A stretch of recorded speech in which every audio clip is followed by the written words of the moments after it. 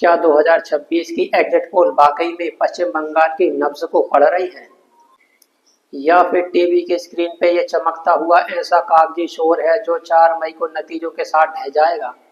फिलहाल पश्चिम बंगाल में हर तरफ सन्नाटा है, लेकिन नोएडा के टीवी स्टूडियो में आंकड़ों का तूफान खड़ा है। हर चैनल अपनी जीत की एक कहानी सुना रहा है।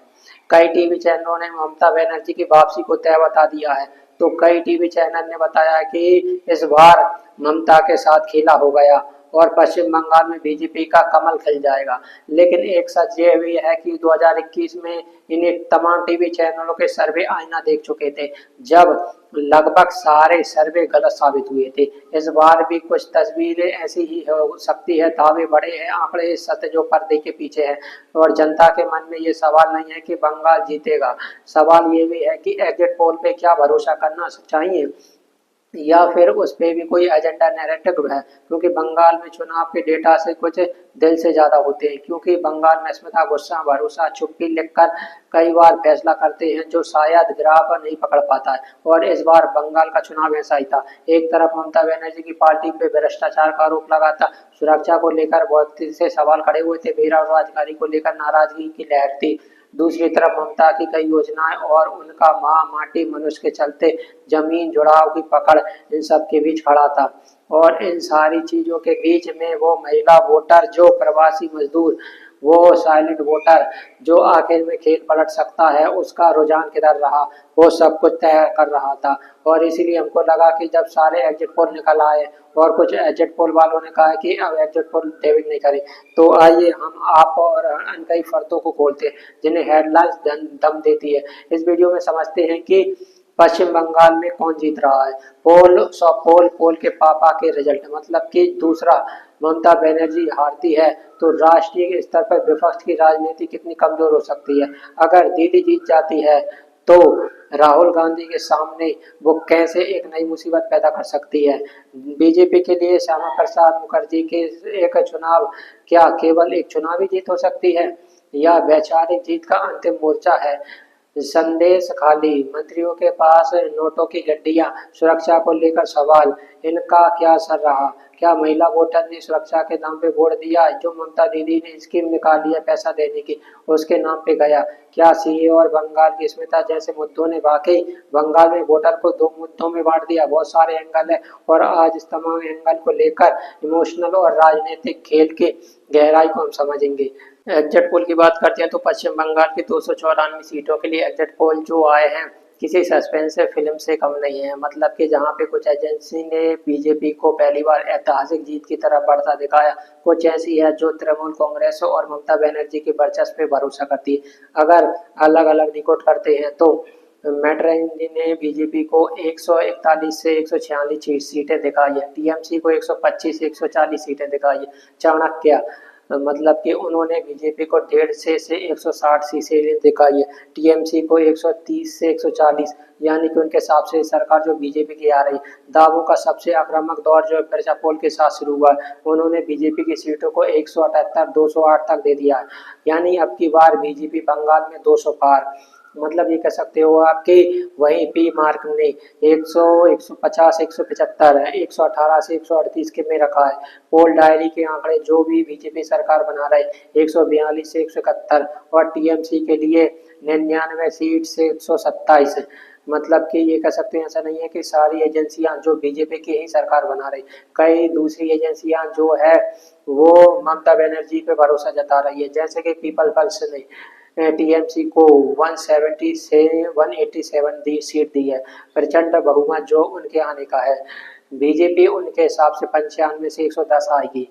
जनमस पोल ने 200 पार करा दिया, 195 से 205 सीटें ममता बनर्जी को दी है और बीजेपी के दावों की हवा निकाल दी है। तो और कुल मिलाकर आप सारे पोल्स का एवरेज निकालते हैं, जैसे हम पोल्स ऑफ पोल्स कहते हैं, देसी भाषा में कहते हैं पोल के पापा, तो सारा मिला के, तो सारे एग्जिट पोल का मिला के अगर आप एवरेज निकालोगे तो इसके हिसाब से बीजेपी 145 सीटें और टीएमसी 142 सीटों पर है। मतलब कि इस हिसाब से बंगाल के बहुमत में जो 148 चाहिए वो कोई नहीं पा रहा है। हो सकता है ट्रेगुलर कहानी जो वो बन जाए, 60 सीटें जो अन्य के खाते में चली जाएं, और हो सकता है कि वो किंग मेकर हो जाए। लेकिन ये ख्याली पोयालों वाली है, ख्याली पोल्स और पोल्स की मतलब पोल्स का एवरेज नहीं होता, वो सिर्फ एक डायरेक्शन लेने की होता है कि ज़्यादा पर पोल्स में कौन आगे जाता है, उसके हिसाब से फिलहाल जो बीजेपी दिख रही है। लेकिन इस पे क्या भरोसा किया जा सकता है, क्योंकि जैसे ही आप एग्जिट पोल पे भरोसा करने की बात करते हैं उसे आप 2021 याद आता है। पश्चिम बंगाल में एग्जिट पोल में सबसे बड़ी कमजोरी उनका पुराना रिकॉर्ड है। 2021 के चुनाव में लगभग हर बड़ी एजेंसी ने वेस्ट बंगाल में कांटे की टक्कर दिखाई थी। उस समय एक्सेस माइंड इंडिया में एबीसीसी वोटर ने बीजेपी को बहुमत के करीब बताया था। शायद उस बार का सबक ऐसा रहा कि एक्सेस माइंड ने अनाउंसमेंट कर दी कि वेस्ट बंगाल की एग्जिट पोल वो डालेंगे ही नहीं। पिछली बार भी जंग के बाद ने 185 सीटें दी थी, लेकिन जब नतीजे आए तो बिल्कुल कहानी उल्टी हो गई। टीएमसी 215 पे आई थी और बीजेपी केवल 77 सीट के साथ रह गई थी। उस वक्त दीदी की अंदरूनी लहर को पकड़ने में सारे एग्जिट पोल फेल थे। और 2021 का सबसे बड़ा सबक ये था कि बंगाल का आम वोटर सर्वे करने वालों को अपनी पहली पसंद नहीं बता रहा था, और बम्पर वोटिंग हुई है इस बार। 90+ वोटिंग हुई है, जो प्लस कई दशकों के हिसाब से ज़्यादा है। अगर इतना ज़्यादा मतदान भारी भरकम किसी गहरी भावना इमोशनल वोटिंग का संकेत माना जाता है, और शायद इसीलिए क्या सारी एजेंसियां उस इमोशनल को समझ पाएगी। वैसे तो 2026 के चुनाव में मतलब सत्ता का फैसला वर्ग की सर्वे की साख की भी परीक्षा हुई, और ये भी तय करेगी कि इन महिलाओं के लिए क्या चाहिए, मुफ्त की योजना चाहिए या सुरक्षा चाहिए, क्योंकि इस चुनाव में सबसे बड़ा रोल महिला वोटरों का माना जा रहा है। क्योंकि बंगाल में आधी आबादी, यहाँ लड़ाई दो अलग अलग छोर के बीच हो रही है। एक तरफ संदेश खाली का मुद्दा है, और जहाँ महिलाओं के मुद्दे पे सम्मान को लेकर गुस्सा है। कई सर्वे इसी आक्रोश को आधार बनाकर बीजेपी की जीत का दावा कर रहे हैं। कई संदेश खाली की घटनाओं ने बंगाल की छवि पे चोट पहुंचाई है और बीजेपी यूटिलाइज करना चाहती है। दूसरी तरफ ममता बनर्जी ने जो योजना चलाई है, जिसमें लक्ष्मी भंडार, कन्याश्री, स्वास्थ्य साथी, उनका जो मानना है ग्रामीण बंगाल के लिए केवल सरकारी योजना नहीं है, ये उनके वजूद और आर्थिक की गारंटी है। लक्ष्मी भंडार से मिलने वाली महीने की मदद से महिलाओं को बड़ा सहारा दिया। 2021 में इन्हीं महिलाओं ने टीबीसी को जीत दिलाई थी। अब सवाल ये है कि संदेश खाली का गुस्सा बढ़ा है या इन योजनाओं से जो लाभ है वो महिलाओं का मन बदलेगा। क्या बंगाल की महिला सुरक्षा के सवाल पे वोट देने जा रही है या फिर आर्थिक सुरक्षा को प्राथमिकता देगी? यही से सारा खेल से होता है। इस डिबेट में एक सवाल ये भी उठ रहा है कि मुफ्त की योजना जो दूसरे राज्यों में बीजेपी के लिए अमृत साबित होगी, वो ममता बनर्जी के लिए अमृत साबित हो सकती है, या भ्रष्टाचार के लिए अंदरूनी नो वोट ऐसा गुस्सा पैदा किया है कि असर शायद इन योजनाओं पे भारी पड़ जाए। ये अपने आप में एक देखने वाली बात होगी। लक्ष्मी भंडार की जो आर्थिक मदद जो है, जो लगभग हर राज्य में चली है, वो क्या इस राज्य में मतलब ममता को भी राहत देगी? ये बड़ी बात है। लेकिन एक बात और है कि जो बंगाल के चुनाव का असर देश दुनिया पे होने वाला है। बंगाल के नतीजों का असर सिर्फ कोलकाता तक नहीं होगा, बल्कि वो दिल्ली की राजनीतिक दशा दिशा भी तय करेगा। अगर ममता बनर्जी यहाँ सत्ता में चौथी बार वापसी करती है, तो वो ये केवल एक राजनीतिक की जीत नहीं होगी, बल्कि नेशनल पॉलिटिक्स में एक बड़ा भूचाल होगा। ममता बनर्जी इसके बाद कांग्रेस और राहुल गांधी के लिए एक बड़ी चुनौती के रूप में आएगी। वो विपक्षी गठबंधन के सबसे प्रभावी, अनुभवी और मजबूत चेहरा बनेगी, जो सीधे तौर पर विपक्ष के नेतृत्व के लिए राहुल गांधी के दावों को चुनौती देगी। अगर ममता हार जाती है, तो इससे राष्ट्रीय स्तर पर विपक्ष का एक और बड़ा स्तंभ गिर जाएगा, और बीजेपी जो श्यामा प्रसाद मुखर्जी के दौर से बंगाल में अपनी सरकार का ख्वाब देख रही है, वो वैचारिक तौर पर एक बहुत बड़ी जीत दर्ज कर सकती है। मतलब ये कह सकते हो कि जिस तरह से इस वोटिंग का बड़ा प्रतिशत निकल के आया था सबसे ज़्यादा, वो इस बार देखने को मिल सकता है। मतलब बीजेपी को बंगाल एक अंतिम मोर्चा यानी कि लास्ट फ्रंटियर की तरह है। ये किला जीतने के बाद वो अजय मान लेगी कि वो उनको हिंदुस्तान जीत लिया, सब जीत लिया उन्होंने अलग अलग। मतलब कोई ऐसा किला नहीं जो बड़े पैमाने पे हो। साउथ में कुछ है चीजें, बट मोटा मोटा वो अपने आप को मान लेगी हम अजय हो गए। यहाँ की जीत का मतलब ये है कि 294 का गणित नहीं है। बीजेपी का वैचारिक जो विजय का शिखर है, श्यामा प्रसाद मुखर्जी की धरती पर कमल खिलाना भारत के लिए उत्तर पश्चिम पूर्व पूरी तरह से फतेह करने जैसा होगा। बीजेपी ने पूरी ताकत झोंक दी है, क्योंकि वो जानती है कि यहाँ की जीत ऐसी राजनीतिक ताकत देगी जिसे तोड़ना मुश्किल हो जाएगा।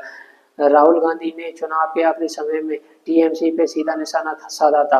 अब कई राजनीतिक जानकार उसे लॉन्ग टर्म स्टडी मांग रहे हैं। कई अंग्रेज कांग्रेस चाहती है कि बंगाली क्षेत्रीय दलों का प्रभाव कम हो, बंगाल में मुकाबला बीजेपी की ज्येष्ठ नेशनल पार्टी के बीच हो, क्योंकि बीजेपी के पास ममता के कद का कोई इतना बड़ा नेता नहीं है, क्योंकि ममता मोदी का बनाम ममता का मुकाबला बना नेशनल नैरेटिव को जिंदा रखा है। क्योंकि भाई सवाल वही है कि किसके मुद्दे भारी पड़ेंगे, भ्रष्टाचार वाले मुद्दे, सुरक्षा वाले मुद्दे या बंगाली अस्मिता वाले, क्योंकि बीजेपी ने पूरा चुनाव भ्रष्टाचार, सुरक्षा, कटमनी, घुसपैठ जैसे ज्वलंत मुद्दों पे रखा है। बढ़ती घोटाले की जांच, मंत्रियों का घर तो नोटों के ढेर, मध्यम वर्ग के टीएमसी के फिर गहरी नाराजगी। आजकल की इस घटना में आग में घी डाला है, लेकिन बंगाल की राजनीतिक मोटा मोड़ है। मतलब कि ममता का मतदाता जो भ्रष्टाचार को नापसंद करता है, लेकिन ममता भी उसके मन में डाल रही है कि ये भारी लोग हैं, भारी हस्तक्षेप है, दिल्ली के फरमान है, मैं तुम्हारी अपनी हूँ। ममता बनर्जी इस नब्ज को दुनिया में सबसे बेहतर पहचानती है।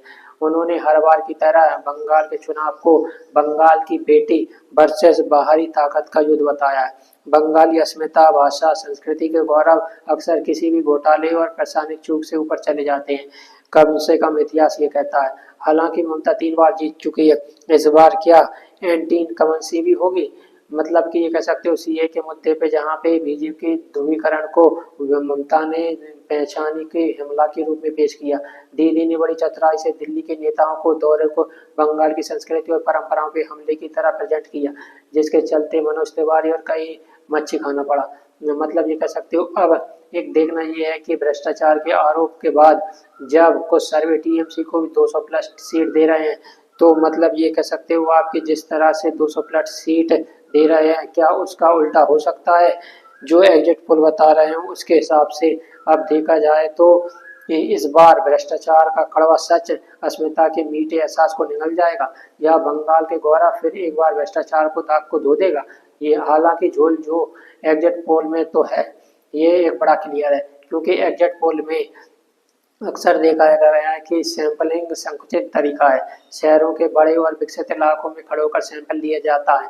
अब वो सुंदरबन के सुंदर गांव, चाय बागान, जंगल महल के तंगलियों वहां तक जाते नहीं है, क्योंकि बंगाल में एक साइलेंट वोटर की स्थिति है। डर या स्थानीय राजनीतिक दबाव के चलते अजनबियों को अपनी असली पसंद बताने से कतराते। इसका नतीजा ये होता है कि एजेंसी के पास केवल बाहर बाहर का डेटा होता है, अंदर दिल का डेटा नहीं होता है। और कई बार मतलब इसका बड़ा इम्पैक्ट पड़ता है। पिछली बार पड़ा था जिस तरह से। इसके अलावा चुनाव आयोग ने 91 लाख नाम भी हटाए, वो भी एक बड़ा विवाद है। टीएमसी ने अपने पक्के वोटर को रोकने की बड़ी साजिश वोटर दमन करार दिया। हालांकि चुनाव आयोग का कहना है कि डुप्लीकेट मैंडेटेड लोग थे, लेकिन राजनीतिक गलियारों में इसकी टाइमिंग को लेकर सवाल उठे। 92% एयरसेस का रिकॉर्ड मतदान के बाद इतने बड़े पैमाने पर नामों को हटाना, इसका सर्वे करने वालों को गणित को उलझाएगा। अगर ये हटे हुए नाम टीएमसी के मजबूत गढ़ों से थे, तो इसका सीधा असर सीटों के समीकरण पर पड़ सकता है। टीएमसी आरोप लगा रही है कि केंद्रीय सुरक्षा बलों के ग्रामीण क्षेत्रों में मतदाताओं को डराया। चुनावी हिंसा पुराने की तुलना में कम रही, लेकिन डर का माहौल और वसीनी सुधारों का क्या असर ये कोई नहीं जानता। और जमीन की हकीकत जब परतों में डेटा का आधार संदेह दो, तो एग्जिट पोल के आधार पे किसी नतीजे तक पहुंचना सच कहे तो एकदम बेईमानी होगी। मतलब आप ये कह सकते हो कि जिस तरह से एग्जिट पोल के नतीजे बता रहा है, जुआ खेलने जैसा। और इसीलिए इसका श्रेय बात करें तो आप याद रखिए, एग्जिट पोल नतीजे नहीं होते, वो सिर्फ कहानी का ट्रेलर होता है। बंगाल वो जगह है जहाँ क्लाइमेक्स ट्रेलर से आगे निकल जाता है, अलग निकल के आता है। आज स्क्रीन पे जो आंकड़े चमक रहे वो शायद आपको एक दिशा दिखा रहे हैं, लेकिन जमीन पे जो खामोशी है वो असली फैसला है। 2021 में बड़े दावे थे, ग्राफिक चमकदार थी, लेकिन जो मतपेटी खुली तो सारा गणित बिखर गया। इस बार भी तस्वीर कुछ ऐसी है, एक तरफ डेटा, एक तरफ हकीकत, बीच में करा वो साइलेंस वोटर सर्वे का हिस्सा जो इतिहास लिखता है। फाइनल और विशेषज्ञों का मामला है, बंगाल का चुनाव परिणामों से एक बारूद के ढेर पे है। इसलिए एग्जिट पोल के नंबर है, हम तो यही कहेंगे उसे आखिरी सच मत मानिए, क्योंकि लोकतंत्र में फैसला टीवी स्टूडियो में नहीं बल्कि वोटिंग बूथ पर होता है। असली ताकत उस पूली में होती, स्याही में होती है, जो ना स्क्रीन पे दौर से परसेंटेज में। इसलिए 4 मई को सरकार नहीं तय होगी, ये तय होगा कि सच किसके साथ था। और अगर बंगाल की राजनीति सच में समझना है तो ये जरूर जानते होंगे कि अब यहाँ खेला आखिरी गेम पे पलटता है, खेला हो जाता है। तो मतलब परिणाम छोटे होते हैं, लेकिन अब किसके वाले होंगे, बीजेपी वाले के होंगे, टीएमसी वाले के होंगे, ये 4 तारीख को पता चलेगा। फिलहाल अगर बंगाल गए हैं या बंगाल के चुनाव पे नजर रख रहे हैं, तो बंगालियों को जानते हैं या खुद बंगाल से, तो आप कमेंट सेक्शन में बता सकते हो कि अब की बार किसका पत्ता भारी रहेगा। कमेंट सेक्शन आपका इंतजार कर रहा है।